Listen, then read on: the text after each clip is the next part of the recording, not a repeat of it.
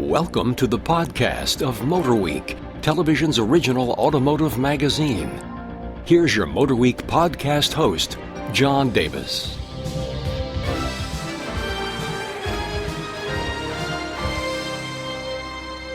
Welcome, everyone, to MotorWeek podcast number 39. I'm John Davis, and I'm sitting in Studio C with our head writer, Shamit Choksey. Hey, John. Our associate producer, Ben Davis. Hello. And our reporter extraordinaire, Stephen Chupnick. Hello. We'll have our lightning round and our MotorWeek mailbag later in this podcast. But first, a hybrid that's fun to drive from Honda. Is that possible? And a highly anticipated debut of the 2011 Jeep Grand Cherokee. Let's go to the fun side of the driving equation. First, the Honda CRZ. All right, Shamit, is this the long-awaited return of the Honda CRX? I knew you were going to ask me that. I think it is. First of all, this car, the official name is what? The Honda CRZ Sport Hybrid Coupe. Which is a pretty interesting name. It is a pretty interesting name because they put the word sport before they put the word hybrid, which tells you a lot about what this car is out to do. It is. Let's just start with what's under the hood. I mean, it is a hybrid, but it has a 1.5-liter engine from the Fit. So it's a larger engine than either the Civic or the Insight. That's correct.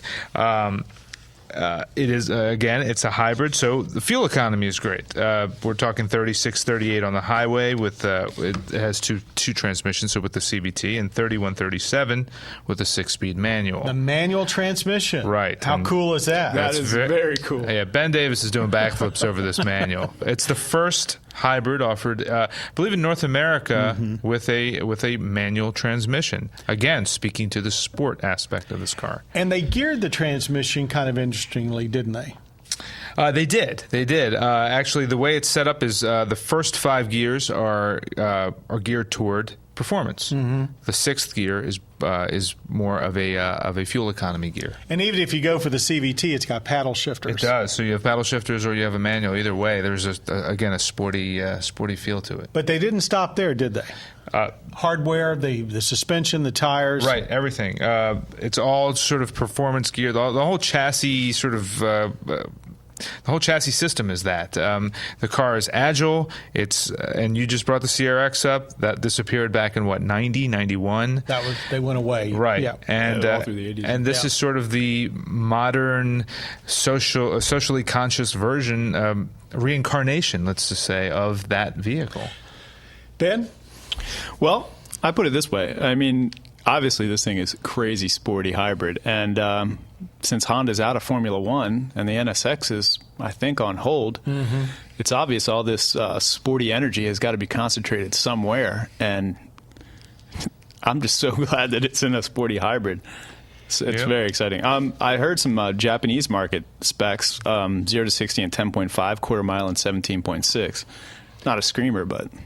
Well, the old CRX was not as fast as a lot of people like to remember. Even the last ones, the 1.6s, they were basically 8.5 seconds, right. 0 to 60. So, and a lot of them were well over 9. So, in a way, even though it's not going to be a screamer, with the electric motor boost, it'll probably feel better. Well, it does feel better. What I'm talking about feels better than I think it actually numbers indicate. And they were still fun to drive. Yeah. Right. A ball to drive, so... I think that's what it's about. The Honda Fit's a lot of fun to drive. Yeah, it is. That's right. Anything from the Facebook area? Yeah, I think the main concern from people is what is the performance level and how much does it cost? Those were the two big things that people were curious when they saw it, and they definitely did see the CRX, and they said, it looks exactly the same, but we want the performance of that in a hybrid. Well, they pretty much got it, and Honda's said it's going to be priced under $20,000, so it'll be priced right about where the Insight is, except I suspect just a little bit less. Yep. And you'll be able to outfit it with sporty seats and a nice interior and navigation and all the bells and whistles. It looks like it's got a lot of the Insight styling, especially in the back. It does, but it's cool looking. Yeah, it's tremendously cool. Yeah, I really like it. And the sporty version, people said that this is the first thing that's come up for that kind of car in an electric or anything since like the Tesla, and the Tesla is not affordable for anyone who is a normal person. Yeah, it seats 2 people, the CRZ does, and it's got a shelf in the back, or I think it's actually a couple of compartments, so you can carry. It's got decent luggage space. It's got a fold-down partition. Cool-looking interior, blue gauges that Honda's been using that sort of just look more like a spaceship. So cool vehicle. I'm totally rooting for this one. Okay, let's go to the other side of the mountain and take a look at the 2011 Jeep Grand Cherokee. Here's a vehicle. The original Grand Cherokee sort of mated off-roading with luxury like no one had ever done before. The current vehicle we have now has been around for quite a while. This is the 3rd generation, the new one. And Ben, I'll let you take it from there. Yeah, it's really starting to put a serious blur on the line between American luxury utility and the European competition, where all your technology and bells and whistles were usually in the European side. But now you can get the same stuff pretty much in the Jeep Grand Cherokee. I mean, you can get Terrain Select, which lets you choose between sand, mud, sport. There's an automatic mode, snow and rock. And you can get a Quadralift air suspension system that if you have the Terrain Select as well, you can raise it up to 2.6 inches, giving you a total of 11 inches of ground clearance. The interior is right in line with the European market as well, as far as fit and finish and craftsmanship, materials and stuff. It's really a rich-looking vehicle. We should point out that it is based on the Mercedes ML. Yes. And most of the design was done when Daimler still owned Chrysler.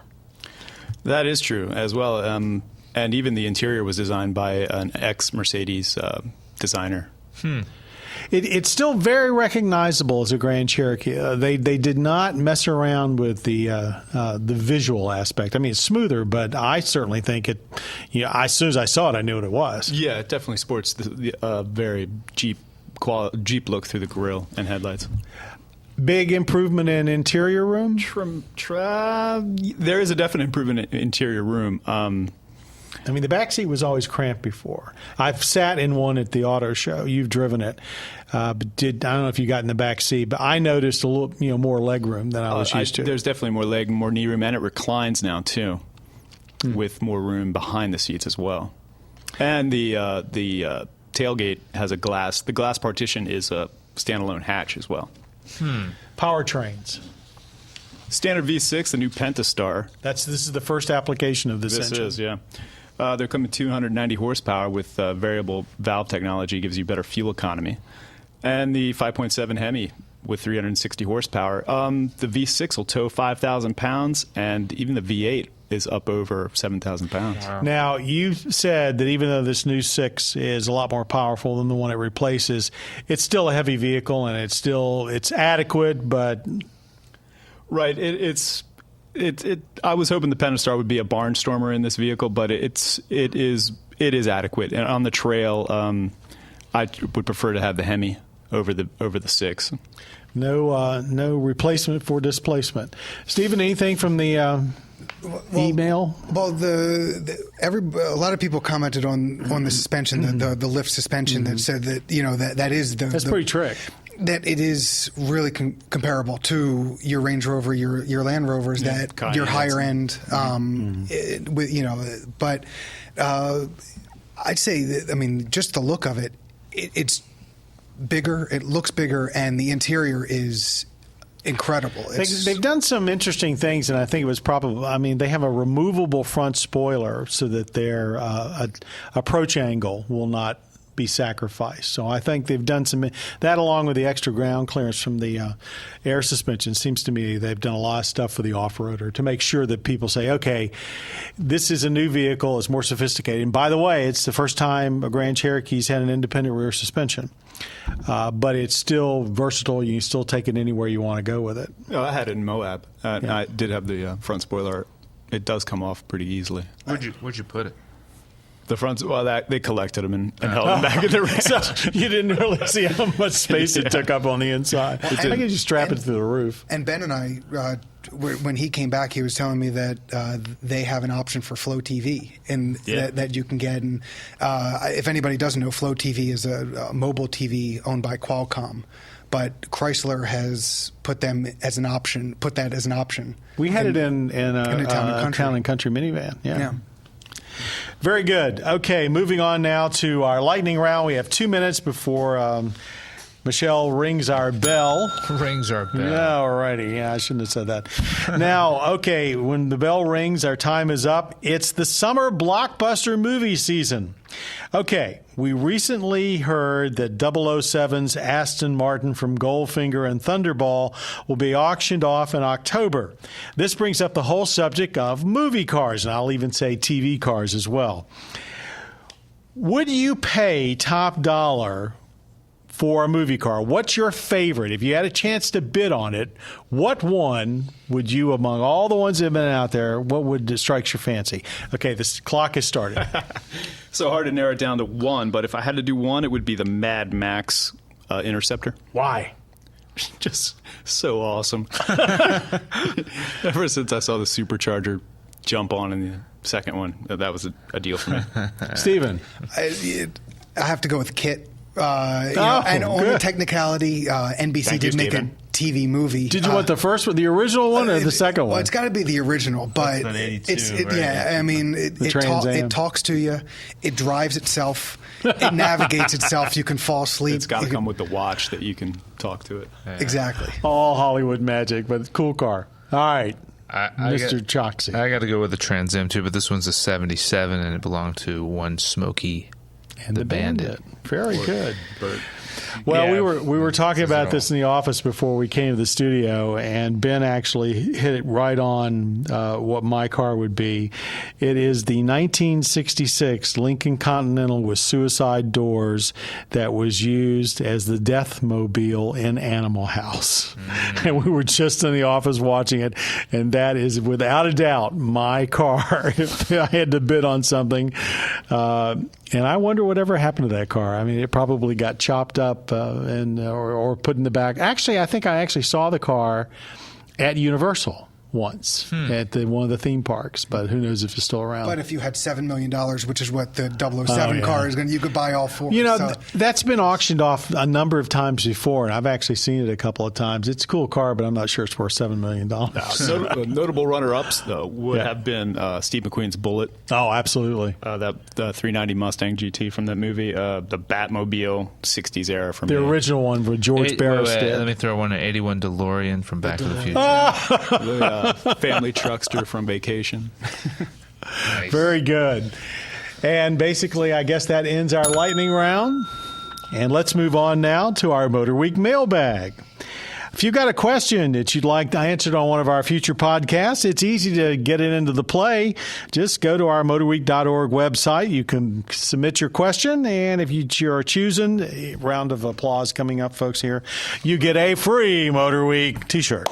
Yeah. And we just sent one out to Steve, who's not too far from our studio here in Owings Mills. He's in Hagerstown, Maryland, and here is his question. I have been buying VWs since 1995, and I have owned one diesel, which I regret getting rid of. I am thinking of buying a gently used Mercedes-Benz E320 CDI or a new Blue Tech with 50,000 miles or less. I've noticed that a certified pre-owned Mercedes isn't too much more than a totally decked out Golf TDI. Long question. Should I stick with my tried and true VW or venture out with an all-luxury E320 diesel certified? Okay, so you got a small car with a diesel brand new versus a nice luxury midsize car backed with a good warranty. Could there be a harder question to answer? I'm telling you. I mean, give me a coin, I'll flip it. You know, What's it for? That's what he doesn't really tell us. Right. Is he going to drive long distances, or does he want really good comfort? Backroad spirit. Or does he want, since he lives up in Hagerstown, which those of you that don't know, that's in the mountainous area of Maryland, does he like to take the back roads and have a good time and want that extra torque, to kind of get himself around the corners? It's a real hard question. Yeah. I always think new is better than used. I don't care what the deal is. Yeah. I'm the complete opposite. Yeah, well, I don't mean because of value, but I mean I'm just thinking of wear and tear and parts and everything. But a certified used car has almost everything redone. Stephen, you have a comment? My thing is always I think it's a hung jury here otherwise. I think the warranty is always the big thing on used and new, and I know that a lot of these Mercedes, the CPO, the certified used cars, give you basically a new car warranty. Yeah, there is a warranty, and that's always the thing with the Mercedes. It's and I know Lexus has that same thing, and I think that's the big thing. It really does depend on what he's going to be driving. You had something else. Well, I mean, the VWs are. Again, I'm going to go with the new car because I feel the same way as you do, John, about that. But a new VW, the VWs are just really well-made car. Well, they've always been well, but they are fun to drive. Yeah. They're just, and they're comfortable too. I know that Benz gives you that touch of luxury, that hit of luxury, but VW is not. And if you've been driving VWs for so long, I'd say why not stick grab with the what Benz. I know. Yeah. Well, that's I was going to say go for the Benz. Oh, really? If you've been driving VWs but you're the used car guy, so I don't know. Steve, I think basically it's a little bit of a hung jury. It really comes down to what kind of driving you want to do and whether or not you basically want to be a little more comfortable on a long trip or want to be a little more spirited. You've obviously done your homework and picked out two cars that both fit your bill for about the same price. So congratulations for that. Two great picks. And that brings to an end this MotorWeek podcast. I want to thank all the folks here in the studio, Shamit Choksey, Ben Davis, and Stephen Chupnick, our audio engineer, David Wainwright, our podcast creator, Bob Mixter, our producer, Michelle Parker, the lady with the bell, and she's giving us a wrap-up, so we're gone for now. I'm John Davis. We hope you join us next time for more MotorWeek podcasts, and be sure to watch MotorWeek on your public television stations everywhere. You have been listening to the podcast of MotorWeek, television's original automotive magazine. For additional information on podcasts, videos, and showtimes, visit our website at motorweek.org. And watch MotorWeek, television's longest-running automotive magazine series each week on your local PBS station.